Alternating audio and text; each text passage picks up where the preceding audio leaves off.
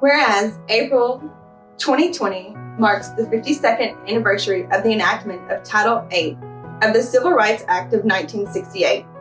This landmark legislation was amended in 1988 by the Fair Housing Amendments Act, which expanded the coverage of Title VIII of the 1968 Acts.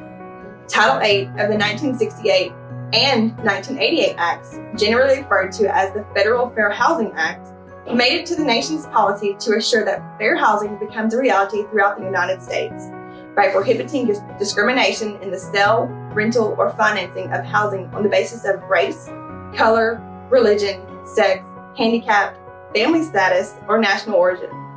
Consequently, it is altogether fitting that we mark April 2020 as a time for rededication to the spirit and purpose of the national goal of fair housing for all and the renewal of the commitment of citizens to make the promise of fair housing a reality for all Americans. Whereas, as a nation, we have come a long way over these 52 years in meeting the national commitments. Whereas, it becomes the responsibility of every American to make their personal commitment to ensure that all persons are afforded an equal opportunity to obtain housing. When each and every American make their personal commitment to justice and fairness, discrimination will no longer exist.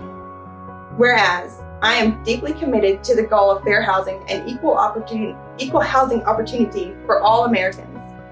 Further, I am firmly convinced that the overwhelming majority of all Americans are similarly committed. Accordingly, we must now join together and translate our commitment into a clear living reality by reaffirming our individual commitments and ensuring that fair housing practices and equal opportunity housing does exist in all of the neighborhoods across this great land. Now, therefore I, Marco McClendon Mayor, do hereby proclaim the month of April 2020 to be Fair Housing Month.